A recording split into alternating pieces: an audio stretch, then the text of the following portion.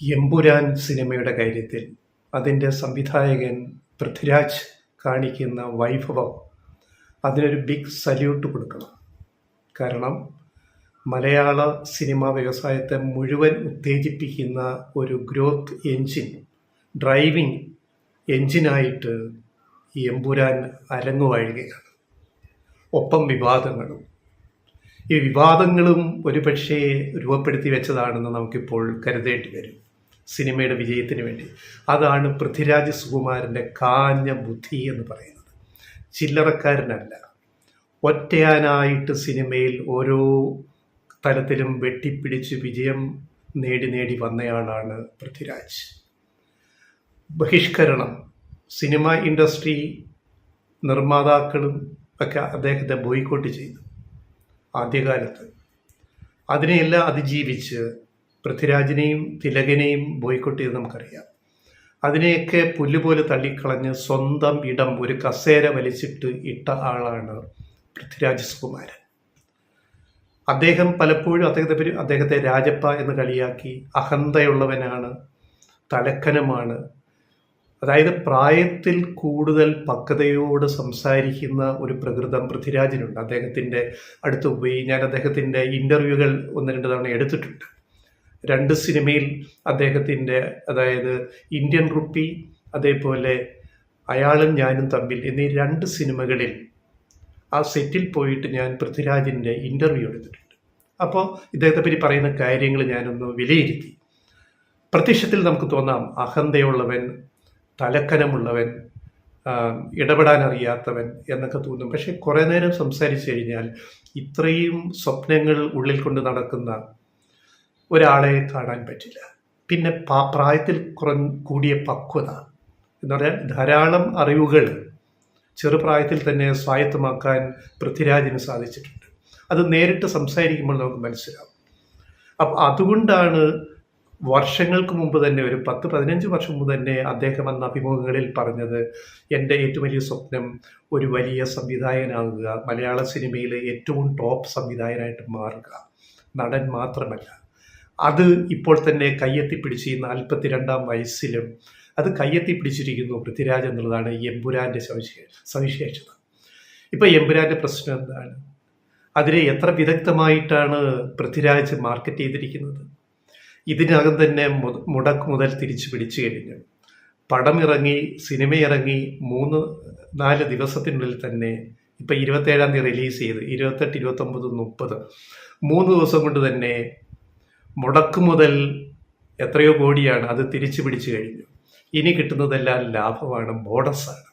മറ്റൊന്ന്, മലയാള സിനിമയെ ഉണർത്തി ഒരു വ്യവസായം എന്ന നിലയ്ക്ക് തിയേറ്റർ ഉടമകൾ സന്തോഷത്തിലാണ്. ഹൗസ്ഫുൾ ഷോകൾ ഓടുന്നു എല്ലാ തിയേറ്ററിലും, അവരുടെ വരുമാനം കൂടി. അപ്പോൾ എത്രയോ 100 കണക്കിന് ആളുകൾ ആശ്രയിക്കുന്ന ഒരു വ്യവസായമാണ് മലയാള സിനിമ വ്യവസായം. അപ്പോൾ ഈ വ്യവസായത്തിൽ വിജയിക്കുന്ന ഇത്തരം ബ്രഹ്മാണ്ഡ ചിത്രങ്ങൾ ഉണ്ടാവണം. അതാണ് മലയാള സിനിമയുടെ മുന്നോട്ടുള്ള ഗതിയുടെ ഏറ്റവും വലിയ കാര്യം എന്ന് പറയുന്നത്. എമ്പുരാൻ അതിൻ്റെ ട്രെൻഡ് സെറ്ററായിട്ട് വന്നിരിക്കുകയാണ്. ഇതുവരെ മലയാളത്തിൽ ഇറങ്ങിയ ഏറ്റവും മുതൽ മുടക്കുള്ള സിനിമ 3 ദിവസം കൊണ്ട് ആ മുതൽ മുടക്ക് തിരിച്ചു പിടിച്ചു എന്ന് പറഞ്ഞു കഴിഞ്ഞാൽ അതെങ്ങനെ ചെയ്തു എന്നുള്ളത് അത് പൃഥ്വിരാജിൻ്റെ ബുദ്ധിയാണ്. ഒരു വിവാദമുണ്ടാകുന്നു, അതോ ഉണ്ടാക്കിയതോ അത് പിന്നീട് അറിയാം. സംഘികൾ ഓടടാ ഓട്ടം, സംഘികളുടെ കുണ്ടിക്ക് കൊണ്ട സിനിമ ഗുജറാത്ത് കലാപത്തെ ഒരു വിഷയമാക്കി അവതരിപ്പിച്ചിരിക്കുന്നു. അതിന്മേലാണ് ഈ സിനിമയുടെ കഥയും തിരക്കഥയും കെട്ടിപ്പൊക്കിയിരിക്കുന്നത്. അപ്പോൾ ഇനി 17 കട്ടുകൾ വരുമെന്ന് പറഞ്ഞ് മോഹൻലാൽ ഇപ്പോൾ ഫേസ്ബുക്കിൽ നിന്ന് വന്നു കഴിഞ്ഞ് ഖേദം പ്രകടിപ്പിച്ചു. ഇത്തരം വിവാദമാക്കിയ സീനുകൾ മുറിച്ചു മാറ്റുമെന്ന് മോഹൻലാൽ തന്നെ എമ്പുരാൻ ടീമിന് വേണ്ടി ഇപ്പം പോസ്റ്റ് ഇട്ടിരിക്കുന്നു ഫേസ്ബുക്കിൽ. അപ്പോൾ പൃഥ്വിരാജും മറ്റുള്ളവരെല്ലാം ആലോചിച്ചിട്ട് തന്നെയാണ് മോഹൻലാലിൻ്റെ ഈ പോസ്റ്റ് വന്നിരിക്കുന്നത്. അതോ മോഹൻലാലിൻ്റെ പോസ്റ്റിലെ വാക്കുകളിൽ പൃഥ്വിരാജും കടന്നു കയറിയിട്ടുണ്ടോ എന്ന് സംശയിക്കേണ്ടിയിരിക്കുന്നു. കാരണം ഈ സിനിമ വിജയിക്കണം. അപ്പോൾ ഈ വിവാദമുണ്ടാക്കിയത് സിനിമയ്ക്ക് ഗുണം ചെയ്തു. അപ്പോൾ എന്തായാലും ഗുണം, ഈ സിനിമയെ വിമർശിച്ച സംഘി പരിവാര കൂട്ടങ്ങളെല്ലാം ഓടടാ ഓട്ടം എന്നാ അതൊന്ന് കാണണം. അപ്പോൾ സംഘികളും സിനിമ കാണാൻ തുടങ്ങി. ആദ്യം 1-2 ദിവസം ഫാനുകൾ, മോഹൻലാൽ ഫാൻസ് സിനിമ കണ്ട് തീർത്തു. പിന്നെ മറ്റ് പ്രേക്ഷകർ, സാധാ പ്രേക്ഷകർ കയറാൻ തുടങ്ങി, കുടുംബങ്ങൾ. ഇപ്പം എന്താ സംഖ്യകൾ കയറി കാണുന്നുണ്ട്. എന്താ ഈ അടുത്ത 2-3 ദിവസത്തിനകത്ത് ചൊവ്വ ബുധനല്ല വ്യാഴം മുതൽ മുറിച്ച് എഡിറ്റ് ചെയ്ത 17 കട്ട് വന്ന പുതിയ പതിപ്പാണ് തിയേറ്ററിൽ വരിക. അപ്പം അതിനു മുമ്പ് ഒറിജിനലൊന്ന് കാണണമല്ലോ സംഖ്യകൾ എന്താ പൊറിച്ചു മാറ്റിയതെന്ന് അറിയാൻ. അപ്പോൾ സംഖ്യകൾ തന്നെ സിനിമയെ ഇപ്പോൾ വിജയിപ്പിക്കുകയാണ്. എന്തൊരു വിരോധാഭാസം, പാരഡോക്സ് ആണെന്ന് ആലോചിക്കണം. അപ്പോൾ ഇനിയിപ്പോൾ എന്താ വരാൻ പോണത്? സംഖ്യകൾ ഈ മുറിച്ച് മാറ്റിയതിൻ്റെ ബാക്കി സിനിമയും കാണാൻ ഇനിയും കയറും. ഈ മുറിച്ചതിന് മുമ്പൊന്ന് കാണുക, പിന്നെ മുറിച്ച് മാറ്റിയത് എന്തൊക്കെയാണെന്ന് കാണണമല്ലോ. അപ്പോൾ സംഖ്യകളെ കൊണ്ട് 2 തവണ എമ്പുരാൻ കാണിക്കുന്നതിൽ പൃഥ്വിരാജ് വിജയിച്ചു എന്നുള്ളതാണ്. അമ്പടോ സമ്മതിച്ചു. ഈ വിവാദത്തിൻ്റെ ഭാഗമായിട്ട് ഈ സിനിമയിൽ സംഘപരിവാറുകളെ മാത്രമല്ല ഗുജറാത്ത് വംശഹത്യയുടെ പേരിൽ വിമർശിക്കുന്നത്, ഇടതുപക്ഷത്തെ നന്നായി കളിയാക്കുന്നുണ്ട്, വിമർശിക്കുന്നുണ്ട്. അതായത് മുഖ്യമന്ത്രി പിണറായി വിജയനെ പ്രശംസിച്ചുകൊണ്ട് നടന്ന തിരുവാതിര കളി, അതിനെപ്പറ്റിയൊക്കെ നന്നായി കളിയാക്കി വിമർശിച്ച് പല ഭാഗത്തും ഇടതുപക്ഷത്തെ CPIM-നെ ഗവൺമെൻറ്റിനെ വിമർശിക്കുന്ന പലതും ഈ സിനിമയിലുണ്ട്, എമ്പുരാനിലുണ്ട്. എന്നിട്ടും ഇവിടുത്തെ ഇടതുപക്ഷവും CPIM-ഉം ഈ സിനിമയെ പിന്തുണയ്ക്കുന്നു. അപ്പോൾ അവരുടെ പിന്തുണയും ഉറപ്പാക്കി, ഇടതുപക്ഷത്തിൻ്റെ പിന്തുണയും ഉറപ്പാക്കി. പിന്നെ കോൺഗ്രസിനെ പരോക്ഷമായിട്ട് സപ്പോർട്ട് ചെയ്യുന്ന സിനിമ. അപ്പോൾ കോൺഗ്രസ് വിശ്വാസികളും അനുയായികളും സിനിമയ്ക്ക് കയറും. പിന്നെ പിണക്കി അടുത്തു കൊണ്ടുവരിക, അതായത് ചൂണ്ടയിട്ട് വലിച്ചു കൊണ്ടുവരിക, ചൂണ്ടയിട്ട് കുരുക്കി വേദനിപ്പിച്ചിട്ട് വലിച്ചിങ്ങോട്ട് കൊണ്ടുവരിക. അതാണ് സംഘികളെ കൊണ്ട് 2 വട്ടം സിനിമ കാണിപ്പിക്കാനും പൃഥ്വിരാജിന് സാധിക്കുന്നു എന്നുള്ളത്. പിണറായി വിജയൻ മുഖ്യമന്ത്രി ഇന്നലെ പോയി ലുലു മാളിലെ PVR സിനിമാസിൽ പോയിട്ട് ഈ പറയുന്ന ഏറ്റവും ആധുനിക സംവിധാനങ്ങളുള്ള തിയേറ്ററിൽ പോയിട്ട് ഈ സിനിമ കണ്ടു. എന്നിട്ട് അദ്ദേഹം ഒരു കുറിപ്പിട്ടിട്ടുണ്ട്. മലയാള സിനിമാ വ്യവസായത്തെ പുതിയ നേട്ടങ്ങളിലേക്ക് നയിക്കുന്ന എമ്പുരാൻ എന്ന ചിത്രം കാണുകയുണ്ടായി. സിനിമയ്ക്കും അതിലെ അഭിനേതാക്കൾക്കും അണിയറ പ്രവർത്തകർക്കുമെതിരെ വ്യാപകമായ വിദ്വേഷ പ്രചരണങ്ങൾ സംഘപരിവാർ വർഗീയത അഴിച്ചുവിടുന്ന സന്ദർഭത്തിലാണ് സിനിമ കണ്ടത്. രാജ്യം കണ്ട ഏറ്റവും നിഷ്ഠൂരമായ വംശഹത്യകളിലൊന്നിനെ സിനിമയിൽ പരാമർശിക്കുന്നതാണ് അതിൻ്റെ ആസൂത്രകരായ സംഘപരിവാറിനെ രോഷാകുലരാക്കിയിരിക്കുന്നത്. അണികൾ മാത്രമല്ല, BJP-യുടെയും RSSൻ്റെയും നേതാക്കൾ വരെ പരസ്യമായ ഭീഷണികൾ ഉയർത്തുകയാണ്.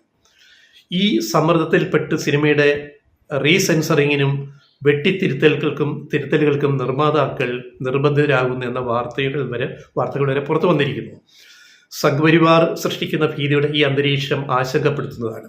വർഗീയതയ്ക്കെതിരെ നിലപാടെടുത്തു എന്നതുകൊണ്ടും അതിൻ്റെ ഭീകരത ചിത്രീകരിച്ചതുകൊണ്ടും ഒരു കലാസൃഷ്ടിയെ ഇല്ലായ്മ ചെയ്യാനും കലാകാരന്മാരെ നീചമായി ആക്രമിക്കാനും വർഗീയവാദികൾക്ക് സാധിക്കുന്ന അവസ്ഥ ജനാധിപത്യത്തിന് ഭൂഷണമല്ല. ജനാധിപത്യ സമൂഹത്തിൽ പൗരൻ്റെ ആവിഷ്കാര സ്വാതന്ത്ര്യം സംരക്ഷിക്കപ്പെടേണ്ടതാണ്. കലാസൃഷ്ടിയെയും കലാകാരനെയും നശിപ്പിക്കാനും നിരോധിക്കാനുമുള്ള അക്രമാസക്തമായ ആഹ്വാനങ്ങൾ ഫാസിസ്റ്റ് മനോഭാവത്തിൻ്റെ പുത്തൻ പ്രകടനങ്ങളാണ്. അത് ജനാധിപത്യ അവകാശങ്ങളുടെ ലംഘനമാണ്. സിനിമകൾ നിർമ്മിക്കാനും അവ കാണാനും ആസ്വദിക്കാനും വിലയിരുത്താനും യോജിക്കാനും വിയോജിക്കാനും ഒക്കെയുള്ള അവകാശങ്ങൾ നഷ്ടപ്പെടാതിരിക്കണം. അതിനായി ജനാധിപത്യ മതേതര മൂല്യങ്ങളിൽ അടിയുറച്ചുള്ള ഈ നാടിൻ്റെ ഒന്നിച്ചുള്ള സ്വരം ഉയരണം. മുഖ്യമന്ത്രി പിണറായി വിജയൻ്റെ പോസ്റ്റാണ്. അപ്പോൾ CPIM-ന്റെ സഹിഷ്ണുത എന്താണെന്ന് അറിയുക, പിണറായി വിജയൻ്റെ സഹിഷ്ണുത എന്താണെന്ന് അറിയുക ഒരു വശത്ത്. മറുവശത്ത് സഹിഷ്ണുതയില്ലാത്ത സംഘികൾ കാട്ടിക്കൂട്ടുന്ന കോപ്രായങ്ങൾ കാണുക, നേതാക്കൾ ഉൾപ്പെടെ. ഈ പറയുന്ന മുരളി ഗോപി തന്നെ തിരക്കഥ എഴുതിയ ലെഫ്റ്റ് എന്ന സിനിമയിൽ കൈതേരി സഹദേവൻ എന്ന കഥാപാത്രം പിണറായി വിജയൻ്റെ നിഴലാണ്. പിണറായി വിജയൻ്റെ മാനറിസവും ബോഡി ലാംഗ്വേജും ഭാഷയും ഒക്കെ അനുകരിച്ചുകൊണ്ട് ആ കഥാപാത്രത്തെ ആ സിനിമയിൽ കൊല്ലുകയാണ്. പിണറായി വിജയനെ ഏറ്റവും കടന്നാക്രമിക്കുന്ന ആ തിരക്കഥ എഴുതിയ മുരളി ഗോപിയുടെ തന്നെ എമ്പുരാൻ കാണാൻ പിണറായി വിജയൻ പോയി. എന്തുകൊണ്ട്? അതാണ് സഹിഷ്ണുത എന്ന് പറയുന്നത്.